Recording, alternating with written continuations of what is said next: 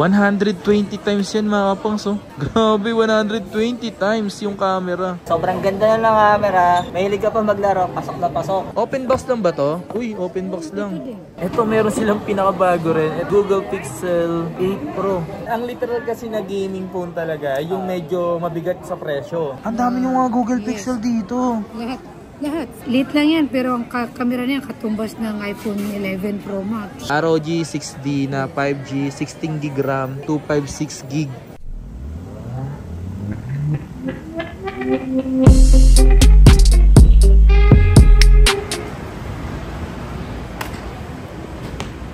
Green Hills na tayo. Sarap, lamig sa loob.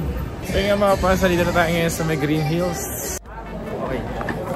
Yo, what's up sa inyo mga fans at kumusta na kayo? Sa maganda at masayang araw na naman pagsasamahan natin ngayon. Panibagong araw, panibagong video. Today mga fans, meron lang tayong pinuntahan dito. Isa sa mga ginagawa natin pagdating sa mga gaming phone. So dumaan lang tayo dito. Magpapakita lang ako sa inyo mga fans ng mga ilan na meron siya dito. So kung interesado kayo mga fans, panoorin mo tong video na to. Pero bago lahat, bago natin magpatuloy tong video na to, don't forget siyempre yung mag-like and siyempre mag-subscribe and hit mo yung notification bell. Like update sa mga video ko. Alright, so yung mapakita ko sa inyo dito mga pangs, ito talaga yung mga literal na gaming phone kung naghahanap talaga kayo. At isa rin to sa mga pwede nyo puntahan dito or pwede nyo i-message yung kanilang Facebook page. Tara pakita ko sa inyo.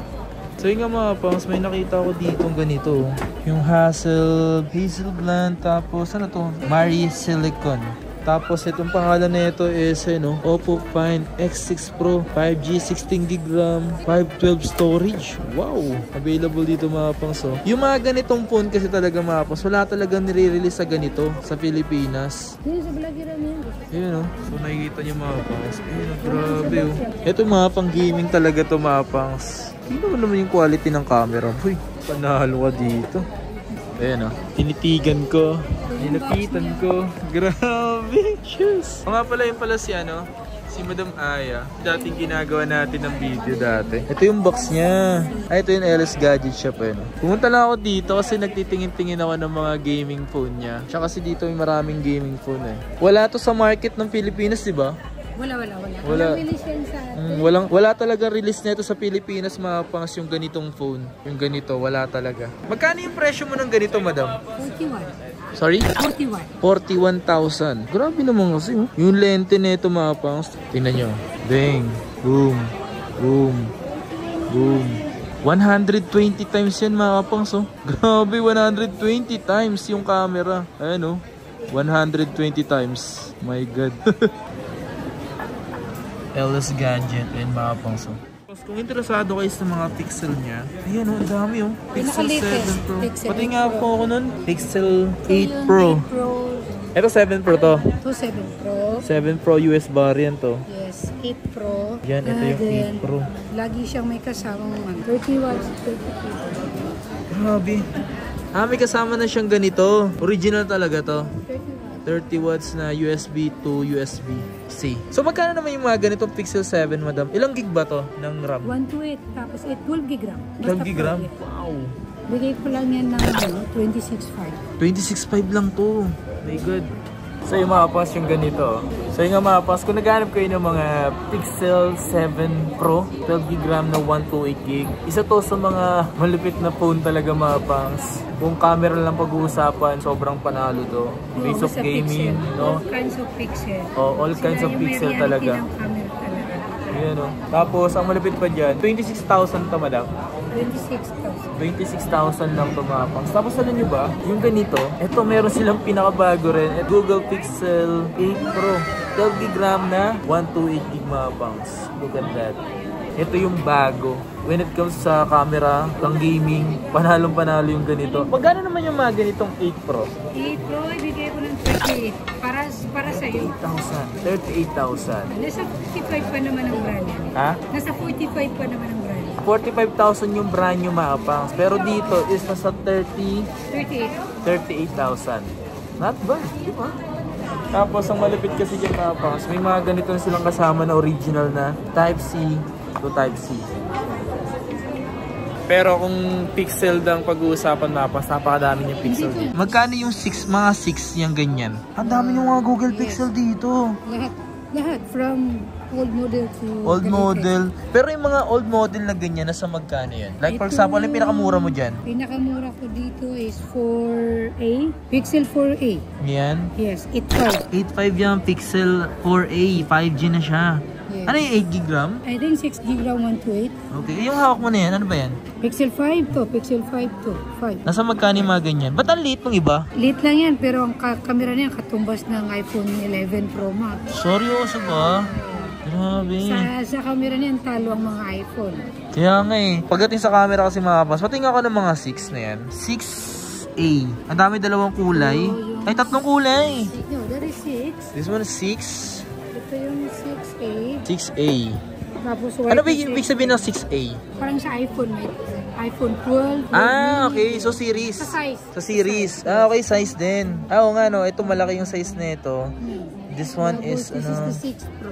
Tingnan ko. Ooh, Pro. 6 Pro. 6. 6A and 6. Magkano naman yung mga ganito? Ito, binibigay ko lang ng 13.5. 13.5. Mayroon ka ng Tapos kung pixel. titingnan mo yung condition, walang gasgas. Makinis. Kaya nga. RAM naman nito, mga RAM nito, gaano ka ano? 8 GB RAM. 8GB RAM lahat to. So, dalawa siyang kulay. Tapos itong isa is yung 6. 6. Eh, medyo mas malaki na to. 12 GB RAM to. 6 Pro. Magkano naman yung mga ganito? 15 lang. 15,000 mga pangso. US Google variant. Pixel. Panalo sa camera to mga Sa pangs. camera. Ayun oh. Tingnan mo. Camera ka mga pangs. Ayun naman oh. Diba? Alam nyo ba mga pangs? Kasi ang mga nakikita ko ngayon, lalo sa international, ang ginagamit karamihan ngayon sa Google Pixel. Sa mga camera. Lalo sa may nakita nga ako gamit ni Giannis Antetokounmpo ng NBA star ng Milwaukee Bucks, Google Pixel. Ito mga ganito, masa magkano to? Yan. 17. 6 Pro. 17? 17 lang. Wow. 40 gram 128. Ano mga kasamang previous nito? Casing. Casing? Clear case. Casing, meron na tong casing na kasama, pangs. Tapos yung keyboard, parang ganito siya. Wow. 6. Yes. You have this. Yes. Ah, may ganito siyang kasama. Ito na yung previous niya. Kung naghahanap kayo ng mga pixel, napakadami niya dun. Meron pa nga yun, mga pinakita ko sa iyo kanina. Ba't pwede mo makita pa ng mga gaming mo rito? Like for example, this one, ROG. Yes, kaya lang ito. Working ba yan? unit lang. Yes. Ito mga pangso, working to na unit lang. Unit lang siya pero 26.5. Wow, 16 gig RAM, 256 gig, ROG. ROG 6D. ROG 6D na 5G, 16 gig RAM, 256 gig. Tiga dito, Tol. Camera pala yun. Nagulat ka ba? Tol, ano masasabi mo sa mga ganitong phone na pang gaming? Lalo to, Tol. Ito yung China room na wala pa sa Pilipinas. Ito Ay, yung Oppo. Oppo. Flagship phone nila, mga diskarte. Diba? Ito, stig nito. Bibihira maglabas si Oppo ng flagship phone kasi mataas talaga yung Mataas yung value. Pero kung pagdating Pero talaga... mamaw naman talaga. Grabe. Mamaw naman talaga. Ganda nito. Di ba? Pero China room siya. Oh, China room. Pero Play Store Google is Ang pinagkaiba lang kasi ng ma'am, yung China room tol, wala siyang warranty sa Pilipinas. Oh, yun lang. Pero kung depende rin naman sa paggamit. Pero ano kasi, syempre yung tibay, yung Oh, durability. yung tibay. Tingnan mo naman, oh. Pero stig dito, Diba? may box po. Parang bumili ng bago. Ganda yun, no? Oo. Yung presyo niyan, nasa 26,000. Ito, Oo. itong gaming ko na ROG. Oo. Kasi nagulat ako kasi yung appearance kasi ng mga talaga nila yung mga nauna, di ba? Oo. Yung mga flagship po na. Same appearance, mga diskarte. Pero kung titingnan mo talaga, sa unang tingin ko, tatanggal itong sticker. Yung pagkakamalangan na 60 siya. Oo, 60. Pero pasok na to kasi yung RAM mataas. Oo. Pagdating kasi sa mga gaming talaga, importante talaga yung lagi yung gaming phone talaga tinatawag. Hindi yung parang masabing gaming phone pero budget phone. Pag naglaro ka, ang literal kasi na gaming phone talaga, yung medyo mabigat sa presyo. Yun talaga masasabi mong gaming phone. Pero kung budget phone lang talaga, marami din namang mga budget na phone na pwede kang, ayun, Pwede gaming phone. gamitin as game. Pero ito suggestion ko lang sa bibili talaga. Kung talagang gamer kayo, ang bilhin niyo talaga gaming phone. Yan. Kaya nga tinawag siyang gaming phone. Ang difference lang kasi, advantage lang talaga mag-gaming phone or advantage lang talaga din talaga pag sinabing gaming phone talagang mga hard gamer o mga hard bibili gamer yan, talaga. pero yung nga lang mga discard, pag sinabing gaming phone, huwag yung nasa maganda yung camera. Observation ko lang. Oh, yun. Ayun. Yun naman talaga kasi naka-focus talaga siya sa yung processor niya sa sa gaming. Kasi pag bagay gaming, huwag yun na po asahan na sobrang ganda ng camera. Bibihira lang po yung naglalabas. Actually, yung naglabas na ng magandang camera ngayon na gaming phone na ay si Red Magic 9 Red Pro. Magic 9. Yun na naglabas talaga. Pero mga ganito, check nyo na lang. ano po, para makita niyo. Pero tol, etong phone na to, grabe yung camera nito tol. Pero alam niyo mga diskarte, si Oppo kasi, seryoso talaga sila pagdating sa camera technology. Kasi ninyo naman yung appearance ng camera niya. Oh. Ayan. So kagandahan nito, sobrang ganda na ng camera. Mahilig ka pa maglaro, pasok na pasok. Talaga. Oo. Tinitingnan din kasi ng mga gamer dyan, yung processor tinatawag natin. Tinitingnan din. Oo. Snapdragon. Ayan, diskarte. Gen 2. Ano po? Ayan. Sa about ko makita po yan. Pwede na rin talaga, no? Oo. Maganda kasi talaga nito Gen 2. si Oppo kasi, kaya bibira siya maglabas ng mga flagship phone sa Pilipinas kasi masyado talaga siya mataas yung presyo. Pero sulit naman talaga. Actually kahit si Vivo, mapapansin nyo dati naglalabas sila ng mga X series. Ngayon wala na kasi nga syempre bibira din lang yung mga Hindi kasi kung presyo dito sa Pilipinas talaga, ang budget talaga dito talagang pang budget price lang. Pero hindi talaga kaya yung parang literal na sabihin na natin na yung sobrang mamahal, kayang bilhin. Mas marami pa rin sa atin dito na kaya lang bumili is yung mga budget price lang talaga. Oo. Diba, gumagawa yung kampanya ng mga mabababa, like for example si Itel, Infinix, yun ang mga pwede na mabili na pwede pang gamit ng laro, diba? Yung Google Pixel, oh. Ang daming Google Pixel dito. Ito, mga 6 series. Oo. Oh! Ayan, mama, oh.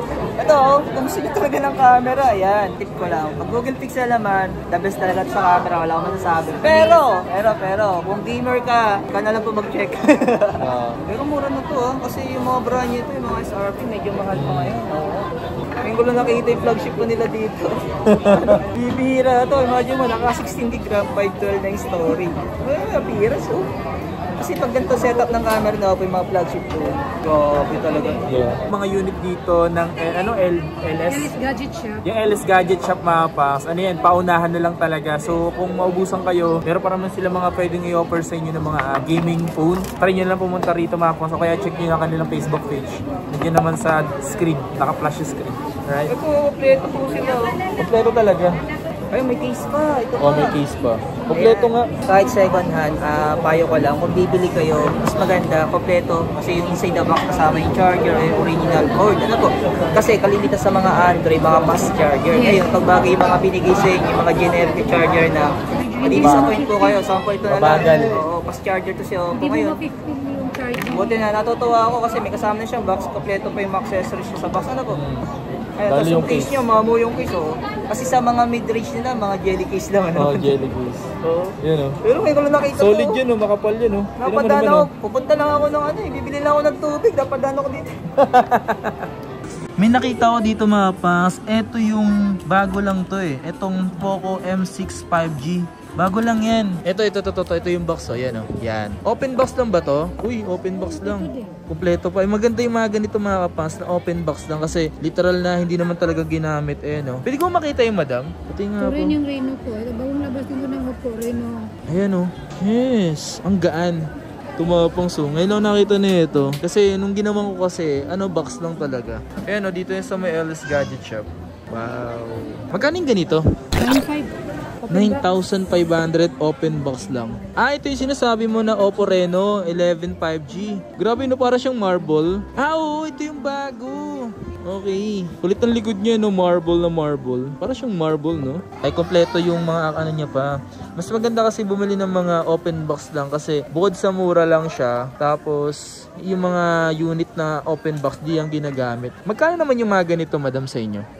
Bigay ko yan ng 18,000. So paunahan na lang kayo sa mga ganitong open box kasi lahat ng mga yan, lahat yan is limited lang po mga kapangsa. Kung meron man ako hindi napakita, siguro mag-message lang kayo sa kanilang Facebook page, no? LS Gadget. Alright. Grabe. Yun si Ma'am Ayo. Thank you. Lumalan tayo doon kasi isa yun sa mga palagi natin ginagawa ng video before. Kasi siya yung maraming mga gaming phone. And siyempre, ginawang ko na din. Sayang din kasi mapapagpakita ko sa inyo ng mga ganun, di ba? Sayang yung pagkakataon na ganun. Na gaming phone. Kung interesado kayo, sa mga pinakita ko, mag-message lang kayo sa pinakita ko sa kanyang Facebook page. Alright? Yun lang. Napadalan tayo doon. Cheers!